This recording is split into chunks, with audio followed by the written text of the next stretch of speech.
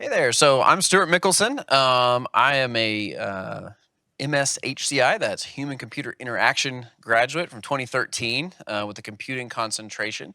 I'm currently research faculty at Georgia Tech. I work at the Georgia Tech Research Institute, where I'm the head of human systems. And so looking forward to interacting with you all, talking to you about your experiences, and being surprised by whatever questions you got. Hey everyone, my name is Kyle Woumn, CS 2016, so graduated December 2016.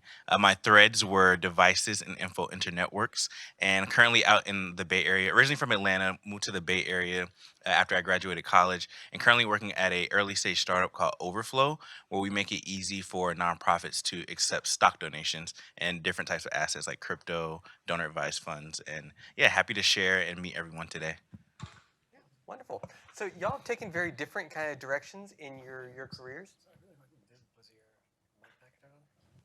it? Okay. Yeah. Oh yeah. Sorry. So y'all have taken some different directions in your computing careers on defense technology, nonprofit financing.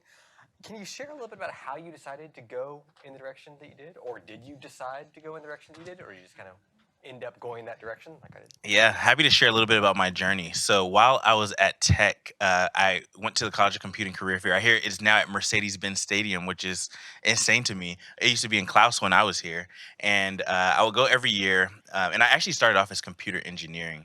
And so when I went to the College of Computing Career Fair one year, and I talked to like the face or the Metas of the world, the Googles. They told me to apply online. I'm missing class. You're in line for an hour. I'm sure some of you can resonate with that. And so in 2014, I said, what I'm going to do is go to the smaller companies, and they were downstairs. And so there was a company called Twilio there. They weren't like a big household name at the time either. So I didn't even know what they did. I was on my phone in the line, and I Googled Twilio. And so I went to them, had a conversation.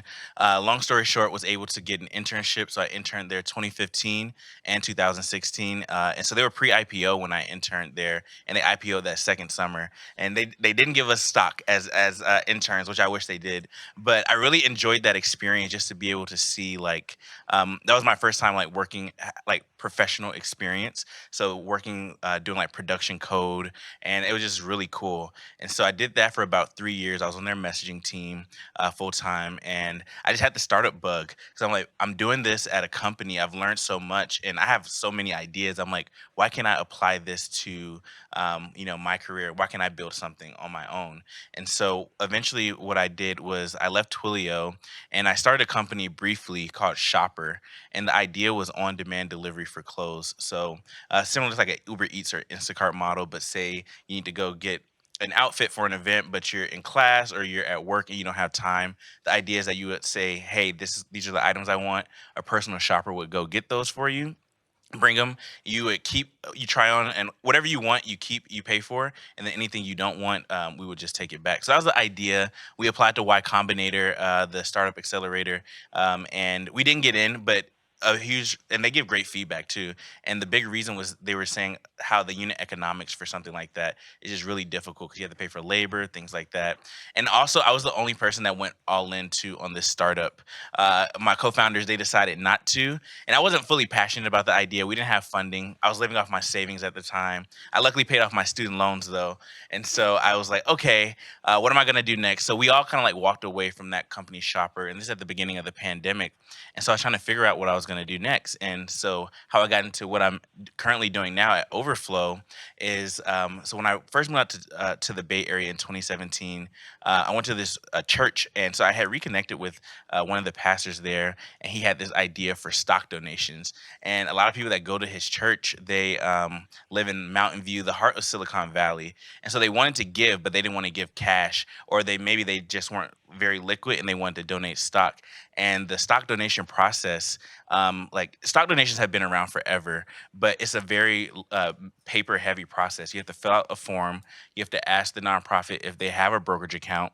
If they don't have a brokerage account, then they can't even accept stock. And so we solve for all of that. But if they did have a brokerage account, they'll have to fill out the form and then either fax or mail it to their brokerage. And so it's just very It is a lot of work. It's very tedious, and most people hold most of their net worth in non-cash assets anyway. And so, if a nonprofit is asking someone, or even Georgia Tech is asking you to donate, and you're like, "Oh, I'm giving from your cash. That's your mortgage, your rent, your everyday expenses." Whereas if you have stock, it's kind of just sitting there, and it's tax advantageous to donate your stock because you don't have to pay the capital gains tax on it because you're donating it in kind, and then the nonprofits are tax exempt. And so I was working at Twilio, and I had actually given stock to the church before, and I was like, "Oh, this is actually a really cool idea." And so that's how I joined. I joined the founding team, leading engineering, and that's kind of how I fell into it. And now we serve a lot of organizations, over 400, like American Cancer Society, Golden State Warriors Community Foundation, a lot of churches. And so yeah, that's kind of how I got into it, and it's just a really cool space to see like the impact. We have like a Slack channel where all the donations come in. You can see like six-figure donations. I'm just like, wow, this is really cool to be able to leverage technology to do good and do well in the world. Yeah. So in terms of how the nature of the question was specifically, I want to make sure I go in the right direction. How did I decide? Right. So I always knew that I wanted to be involved in what Georgia Tech now has branded improving the human condition. But at the time, there was creating the next or whatever's before that. What was before that? Anyway, I knew I wanted to do that. And one of the ways to do that had a lot to do with sort of like usability research and how do we make things more usable, and particularly looking at limitations that people have. Shocker, not everyone's the same. People have different skills, they have different backgrounds, they have different abilities, and sometimes those are physical abilities or cognitive abilities. So I've always been interested in that. I wasn't sure really where and how to channel that until, because I also did an undergrad here at Georgia Tech when I became a co-op student at GTRI, and that's when I really got to experience what it's like to see that in the real world and really start to apply those things. And so a lot of my interests from that point forward, I knew exactly I want to have a career at Georgia Tech. I want to work at GTRI. That's what I want to do. Like I want to do this forever. So far, forever has stayed true. And so the reason that I'm drawn to those defense spaces and in sort of that application of human systems is, a lot of what we do is about understanding and becoming masters of the limitations and capabilities of people in a context, right? Because there may be something in this room that you're really good at, but if I ask you to do that in a capsule with 75% oxygen that you have in this room, you may not do as well, right? So there's this attraction to understanding the extremes of the human experience and the extremes of places where humans have to operate, whether that's an Arctic control station or in a fighter jet cockpit. There's these extremes, right, that you experience. So how do you design for those extremes, particularly things like, if you're in the cockpit and you get the missile lock light, you got to make the right decision in a matter of seconds, or that's it, right? That's really hard to simulate, right? The stress effects, the different things. Your stress effects are different than my stress effects. If you've never been in a life-threatening situation, you may not know what those stress effects are. Wrestling with tunnel vision and those sorts of things in the moment, that's not when you want to be figuring that out, right? So how do you simulate those things, right? And so to me, it's those extreme environments are the most cutting edge place to apply those design things. They're the hardest problems. They're the hardest challenges.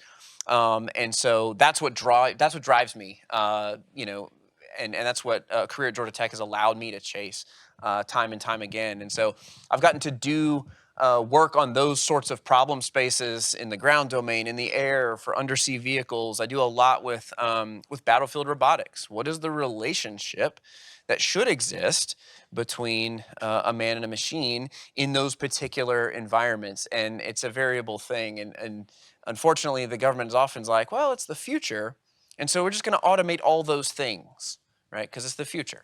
Actually, I've written on my office door, let's automate all those features is neither a plan nor is it scientific.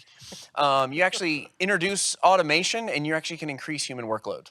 And that seems counterintuitive, but that's actually the case. A fine example of that is if you have a single operator worrying about one robot, he's got one sensor feed, one set of data to process. But now if I'm controlling fleets of semi-autonomous things, and they're all sending me sensor pictures, and it's all equally unimportant. So how do we filter out what's important? How do I know as the operator what to see, what to do, right? And so those are the emerging challenges in that space. And I just jazzed to get up every day and work on that stuff, and then to do it. And I'll end on this in an environment that not just at GTRI, but even on campus, to be able to reach back to the depth of Georgia Tech's technical bench, whether that is a special anechoic chamber that's required to do some kind of test, or whether that's just I need the smartest person on the planet about this particular use case for LiDAR. Those people are at Georgia Tech. Always. The answer is that person's at Georgia Tech. You just haven't found them yet. They're always there. And so I have found it rewarding to be able to reach back and say, hey, for this case, there is somebody here, right, that can be the SME that I get to work with. So. Yeah, wonderful. Sorry, I got my. Yeah, no, thanks so much. So I should say, in a few minutes, I'm going to pause for questions from the audience. So be thinking about any questions you might want to ask. If I don't get any, I will call on somebody, and you'll be embarrassed if you don't have one in mind. So please think of one, and I'll take questions. As you know, many of the folks in the room are students who are going to be going out into the field right now. And CS is in this kind of interesting space, I think. And I shouldn't say CS, all of computing is in this interesting space where, on the one hand, we hear every day about how much demand there is for computing skills and how everyone needs to know some of these things. On the other hand, we hear a lot about layoffs and things like that. And it's kind of a talent mismatch of, clearly there's a lot of need. I don't think computers are going to go away in the next few months at least. But at the same time, you hear about some certain subsets, certain areas can be oversaturated. What are the skills that y'all see that are most difficult to find that students in this room may develop to distinguish themselves from some others going out in the field? That was the perfect pitch, because here we go. The thing that I think is a really important skill is not even necessarily a technical one. So much of where I think technology, people, even startups and things like the different student teams that become startups, when those things fall apart, often, in my opinion, it's, there's funding and other things, but often the sense of mission was missing. Somebody got so excited about the technology, we can, or hey, I could do such and such with this vision system, and nobody's ever done that before. And that's amazing. And you get excited about the technology because you're at Georgia Tech, and that's what you do at Georgia Tech. But if you don't ground that in a sense of mission, in the real world operates on missions. And I'm using the word mission, right? I live in the defense space. We call them missions. But think about I have a publication out there called Mission Driven Robotics. And the idea is, if you look at the number of startups in the robotics space, particularly in the drone space, that flop, billions of dollars wasted because somebody had a better battery, somebody had a better air vehicle design, and they were better, they were great, but what they were missing was that need, that mission need. And if you go and you look at something like iRobot, vacuum cleaners, smart vacuum cleaners, the whole thing is bent around mission. There's a mission to clean your home. There's a needs capability statement there. I don't want to vacuum my floor. And it can start that simple, right? That's mission-driven robotics. The reason that all those robot vacuums are popular and now there's competition in that space is because there's a mission inherent to it. And so my counsel to you is, don't get stuck on, we can do the really cool technology thing, right? And you're going to, of course the human systems guy says you got to do the human-centered analysis first. And you do, you absolutely do. But I have watched billions of dollars be wasted in defense land because there was a lack of sense of mission. And so when I'm teaching courses, I do professional ed at Georgia Tech and things like that, that's one of the things I really foot stomp is understanding that mission. And there's analysis techniques, there's things you can do to help you define that mission. But technology-driven design or hardware first thinking is a great way to set yourself up for disappointment and failure. And for anybody familiar with the OODA loop, anyone heard of the OODA loop? The orient, or observe, orient, decide, act loop. Comes out of a fighter pilot construct. A fellow named John Boyd came up with that. And everyone associates OODA loop with him. Anyone in school of psychology would know all about it. But there's something else he said that's profound. He said, people should come first, then ideas, then hardware. And if you look, not just in defense, you look at how often the world does that backwards. You need my gizmo, my gadget, my technology first. And we'll figure out how to jam a human in it later. That often doesn't end well. So find mission. That's my takeaway. So I teach HCI in our online MSCS program. I need that clip to add to my course because, yeah. No, that's very profound and like plus one. I think that's kind of how I've oriented a lot of my like career decisions around mission. But in terms of like technical skills, I feel like your front end engineering, your back end engineering, those things aren't going away, and I think those are always going to be in demand. Even despite layoffs, and I think layoffs, these mass layoffs, is a just a function of like the macroeconomic environment. Like in the last financial crisis, '08. So this is like my first time experiencing this, and so I feel like it's just cycles, and I believe that people are going to be hiring again. But yeah, so I would say, and then also I think a lot of these big companies were just talent hoarding. And so if you're like, the Googles or the Metas, a lot of the Cap partners, which are amazing by the way, but they come to Georgia Tech and they say, oh, we have all this talent. They just want to get talent, so the competition doesn't get them. But sometimes it's not sustainable, especially when you're selling products and you have, especially if you're a public company too, and you have revenue expectations from investors, so they see a lot of employees as kind of like operating costs. But I definitely believe like technology isn't going anywhere. I also believe like the emerging technology, so things like and this has been around forever, but AI is like the big thing, right?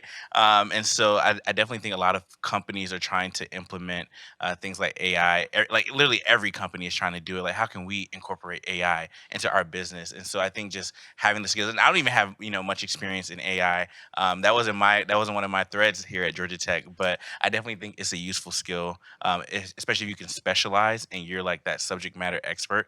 It can go deep. Like you'll never be jobless. Wonderful. So it's interesting. I'm scrolling through the list of questions that Anne was nice and prepared for me. Y'all have covered most things actually I was going to ask already. But so one interesting one is can you just tell us about an aha moment that happened at some point in your career? You kind of touched on one in your opening description of kind of your journey to here, but I think there might be something more salient there somewhere. A moment when you suddenly realized something important about what you were doing and how it adjusted your kind of your course, if that makes any sense. Yeah, can you elaborate just a little bit more? Yeah. Yeah. Yeah. So I guess what I mean is I think we all have this kind of inflection points in our career where Yeah. we're going along, we see something, and it's not like a sudden shift. It's not the usual thing. Like you mentioned when you moved on from one company, we're looking at something else, and those are kind of these seismic shifts, which we all kind of know that those happen. But I think there's a lot of things that happen as well that are. It's not a one moment thing, but it's that seed of something, that realization that there's something else here that I need to be thinking about, that you can see how it kind of develops over time, and you can trace back. I can give an example from kind of my own history. I mostly teach online, and for me, it was this observation very early on in teaching online that this wasn't just about disseminating content. It was the fact that in this environment, there were things you could do to draw connections between people, and the fact that people don't finish a class and go away the way they do in person. And at the time, it was just kind of an interesting observation of, it seems silly that I had 200 people take this class last semester, and now I have 200 new people. Why can't the 200 new people hear from the 200 old people?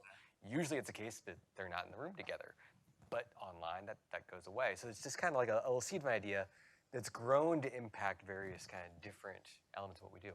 I don't know if there's anything like that for y'all. Yeah, I think the big thing for me was like once I discovered that it's like if I have an idea, it's like that I could start something on my own. And I think that was one of those aha moments for me. Like I was at Twilio and I'm working just a software engineer on the team, and we have our sprints and we have our story points, and I'm building these things, and I'm seeing the revenue that Twilio is bringing in. I'm like, wow, this is the work that I've contributed to, and I'm like, wow, I can bring my ideas to life and be able to like work on things on my own and like build a team and build a company of my own. And so I think that was like the aha moment for me, and it was like kind of like being in the machine and then creating the machine. And so that was that was an aha moment for myself that I had. And then I think the other one that I've had is just like being able to use technology as leverage. And I think that's like that's a great part of technology is we're able to do things faster, we're able to do things easier, and so being able to just apply these different concepts in various industries. So like Twilio for me was telecom, and then Overflow is philanthropy, right? And being able to, in a sense, improve the human condition just through technology and like being able to leverage that. Those are like those aha moments for me. Yeah. So I'd say an aha moment for me has to do with realizing kind of my pathway, my career having so much to do with my experience as a student, right? Because it's at Georgia Tech, and you know, the only thing that really changed was like my title and relationship of responsibility, right? But in terms of what I was doing, was very much the same. And so it was an interesting aha moment to realize that there is like this pipeline. And I guess, you know, in a sense, I guess I can say, wow, I feel maybe it's the moment I felt old or something. But like, you know, there's students that I hire as co-ops, and I found myself in a mentorship role for them. And it's just kind of like this rich pay it forward aspects to things that I appreciate. And you know, in one sense, you could go, "Oh no, it's a midlife crisis or whatever," but no, it's not a midlife crisis. It's more of just like, how cool is that I get to pay that forward because somebody else that came before me mentored me and took the time to put the energy into me to make me successful. And they did not have to do that. It was not a part of their job description. It was not a part of their day job. They took the time to do it, right?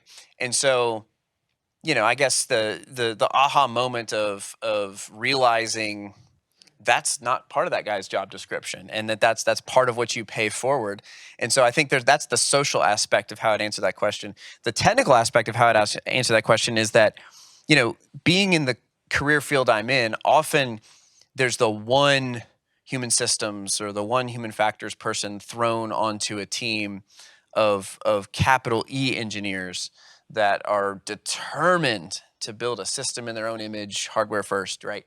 And you know, there's a certain element, at least in my field, where you have to be comfortable being the stick in the mud, right? Like, you're not going to necessarily, if you want to advocate for mission, like I was saying, you're not going to be very popular sometimes because that's like, you know, you just dumped all over our good idea, and we spent all this time, you know, with these slides, and now you're saying it's not going to work. Like, it's very easy to get not invited back, right?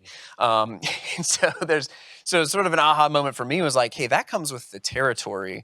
You know, a quick anecdote to that is I remember there was this big multidisciplinary team, and I was like, oh well, they gotta have the human guy, so send the human guy or whatever. And so I'm sitting here in this room, I don't even know what this thing's about. And they got this big proposal they want to do, and they've got this chart with like lines and arrows and lightning bolts shooting everywhere. They got all this whole thing, and it was something for helicopter pilots, right? And at the top of the slide, it said, "Overwhelm and confuse the adversary." You know, that was like the overall objective of the spaghetti, right? That was below it. And you know, they're going around the room, and you know, all the hardware first people are like, "That's brilliant, that's brilliant. Yeah, we're gonna do this. We're gonna write up our different pieces." And then they got to me, you know, like, we just need you to write a couple paragraphs about how it's, you know, just sprinkle the human factors dust on it or whatever you do, you know, to make it usable or whatever they think you do. What they think you do is not at all what you do. And I said, the only thing that's going to get overwhelmed and confused is that helicopter pilot. Like, did anybody in the room stop and think that that individual already has a job? And that already has them at a baseline workload of 75 to 80%, which is right where you want to be. And now you want them to do all this other stuff. And it's like the room was really quiet, and I didn't get invited back. So you gotta be willing sometimes, right, to take those stands and be unpopular sometimes. If you're going to advocate, to tie it back to my other, if you're going to advocate for that mission first thing, it seems like common sense, like, oh, set the goals out before you do a thing. But like, I guess the world is not the sense isn't common, right? Because it's just not how people do things. So. Yeah, wonderful. So I don't know if anyone has come up with a question. If you have a question, feel free to raise your hand, and we will actually hand you the mic so it can be captured in the recording. So, perfect. Oh, the room has microphones. So we can hear each other. Technological is that? Okay. So, and I wanted to ask this question right off of David's last question, what you just did. So you've told us the good. You've told us about the aha moments. Well, what about the old snap moments that you had? And honestly, I think for the students in the room, I mean, you know, the perception is they see you and yeah, you're there, and the journey seems, even though you told us what the journey was, it's somewhat magical, right? What were the low points? And how'd you get through them? And you know, give us that piece of the picture as well. I can give you a one-word answer on the low point for me. Calculus. Yeah, I know. So I was not starting off strong on that. I'm actually going to hand you the mic while I think about how to answer that question. Okay. I mean, yeah, definitely. If we start in college, lots of low points in college, but I would say the big thing is resilience, and we were just talking about that up here at lunch, like learning how to be resilient. And so when I was at Twilio, for example, one of the low points I had was in my first year of being there full time. I had three different managers, and so that's like really difficult because all of the new grads that were starting within that year, they got promoted, and I knew I was doing great work, but it's like I kind of like fell in the cracks. And so you had to kind of self advocate, and that was like my first rodeo. So that's one thing I learned. I would say the second low point for me was when I left to go do Shopper full time. So we didn't have any funding. I saved up enough money to live modestly in San Francisco for a year. And if you know San Francisco, the cost of living is just insane. And so I'm like, okay, I want to do this startup, and I'm like, we don't have any funding. And then when my co-founders, they said they couldn't go all in, and I'm out here, and I'm just like, wow. And so that was a really difficult time for me because I'm like, I just left my job, and but I'm a risk taker, so I'm just like, hey, high risk, high reward. And so I'm a risk taker, and so I'm like, okay, I'm gonna figure this out. I'm like, I could either go back to Twilio or any other like big tech company, or I could freelance on the side. Being a software engineer, you have that amazing skill set, and I'm sure everyone in here probably has a friend that's like, hey, I have an app idea, or I have an idea. So that was something, but I knew I would figure it out, and so I ultimately did, and I landed on Overflow. And then like in the midst of the company, there's been a lot of down points, especially like so we've raised about well, we just luckily raised $20 million. But prior to that, though, we were low on runway, meaning like we were running out of cash, and we actually unfortunately had to do layoffs, and that's really tough, especially when you work with amazing people, really brilliant people that you just learn to enjoy. You know about them, you know about their families. So that was like a really tough point. But we survived that, and now we were able to raise a $20 million round like a few weeks ago. And so there's definitely those low points where you're just like, I don't know how I'm gonna get through this, but just like trusting in yourself and believing that you're gonna get through it. And sometimes it may not work out. Like I said, like Shopper was a failure, but I learned so much from that experience though, and I learned how much how important team is to building something, whether it's a startup or any kind of organization. But yeah, so I think just like having that self resolve. Sorry if this question is a little too specific, but as someone who's also super interested in either founding a startup or joining one at its early stages, how did you? I mean, sorry, I know how you came up with the idea, but how did you create a business model that a lot of people would need? And but also is still profitable, because I mentioned that you were doing it for nonprofits. Like, did you expand your target market, or how do you make sure that you can still like make a living out of it, but still while doing a good thing for people? Yeah, that's a great question. And so we're a B2B company, so business to business. So we sell to nonprofits. I think when most people think nonprofits, there's a vast range. So there's about like 1.5, 1.6 nonprofits in the United States. And a lot of people are familiar with the grassroots nonprofits, and we would love to support them. But starting out, we kind of had to start up market, meaning like the bigger nonprofits that do like multi millions in revenue per year. And so those were our target audiences, starting out. And so they pay us a yearly subscription. But the idea is that, hey, they're going to get that return on investment by having donors actually give stock in high value or greater values. And so that was the business model. Yeah, it's not consumer based, but yeah, it's more so B2B. But like you said, it does have like a limit, right? To where there's only so many of those nonprofits that are willing to pay that.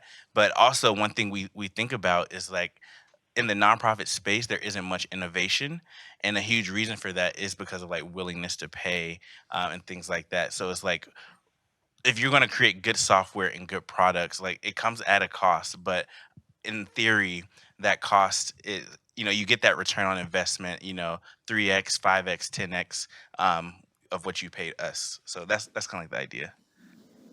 I have a couple thoughts there.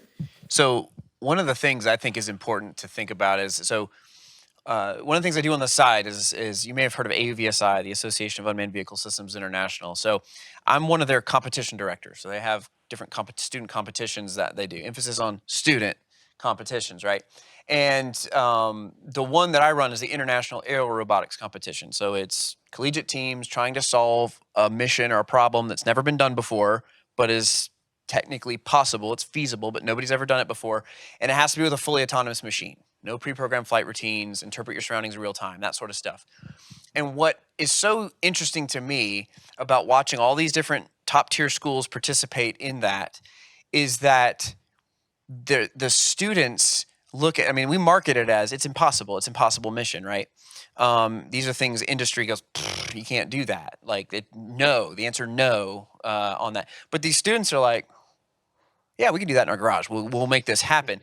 And, you know, I don't know if I'm the first to come up with the term, but I say it's like those students are not ruined by industry, because industry is a no culture. In fact, I think the world probably out there is a no culture, right? For every yes person I can find, I'll find you a dozen people who tell you why or how you can't do something. And that's not to say that perspective isn't valuable, but like, I'm interested in the individuals that can say, yeah, you can't do that, but here's a way we could maybe make it work. You know, like, here's the yes. I'm going to find the yes in that no. And so, you know, we talk about, you know, how you quantify that thing. You know, the cup's half full. Think the yes, right? There's going to be 1,000 people to tell you no.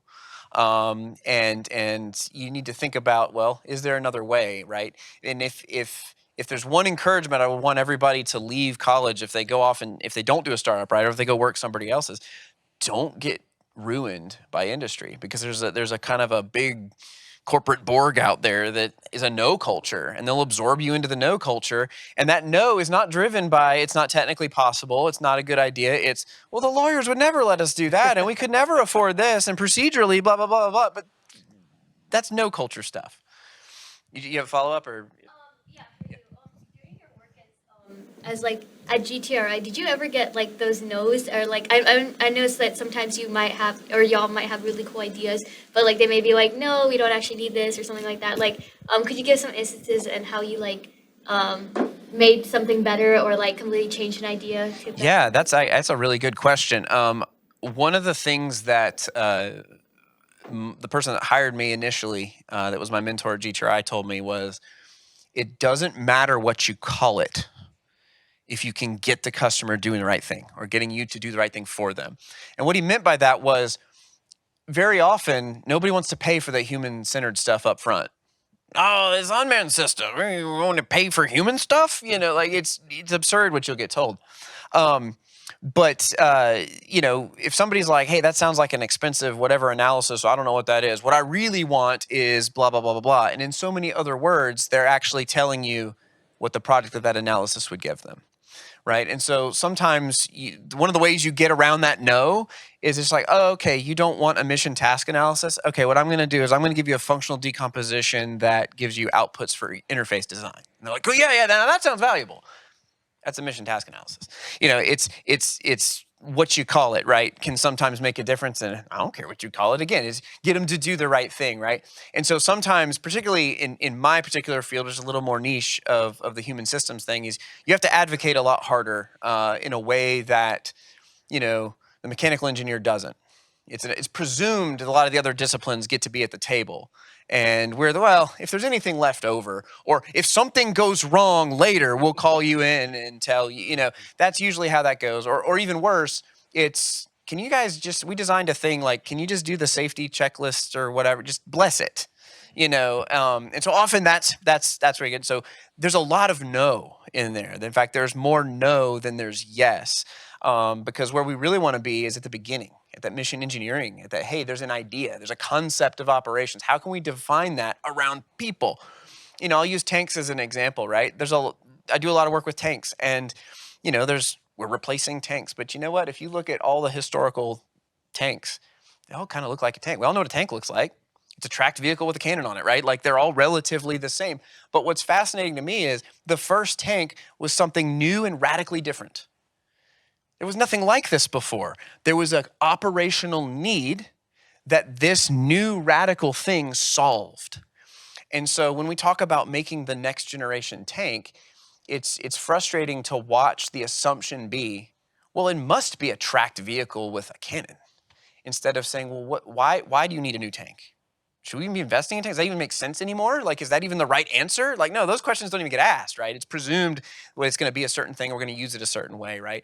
And when I hear that, I hear no.